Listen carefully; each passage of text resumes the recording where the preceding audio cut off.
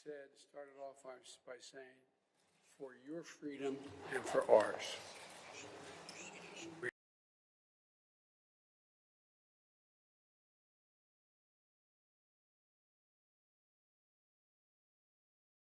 We have the most important thing that binds us together are our values. Freedom, freedom of the press, making sure that people are, the government is transparent, making sure people have the right to vote, etc. And we had a very, I hope we haven't kept you waiting. It's good to be back in this room again. But I hope we didn't keep you waiting too long. But we were discussing a lot of things in private, not the least of which was that, as I pointed out, and my colleagues, I confident agree with me, is that America's ability to meet its role in other parts of the world rests upon a united Europe and a secure Europe.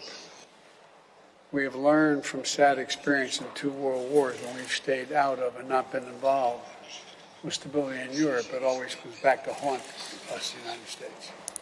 So I've been saying for a long time, as a senator who visited here, as a member of the Foreign Relations Committee, as vice president for 8 years, now as president, that stability in Europe is critically important to the United States in terms of our interest, not only in Europe, but around the world. And so what we talked about is the need for us to stay in constant contact and know what one another are doing. The United States, and my colleagues on this side of the table heard me say it many, many times, we take Article 5 as a sacred commitment, not a throwaway, a sacred commitment that relates to every member of NATO.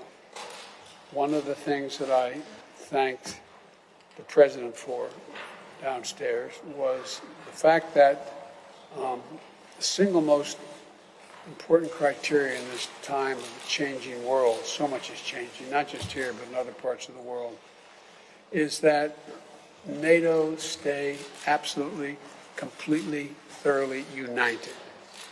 That there be no separation in our points of view. That whatever we do in unison. And everyone comes along. I'm confident that Vladimir Putin was counting on being able to divide NATO, to be able to separate the eastern flank from the west, be able to separate nations based on past histories. But he hadn't been able to do it. We've all stayed together.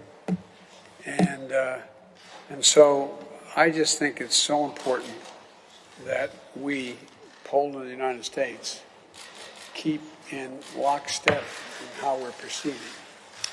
And also, we do acknowledge that Poland is taking on a significant responsibility that I don't think should just be Poland's, it should be the whole world, all of NATO's responsibility.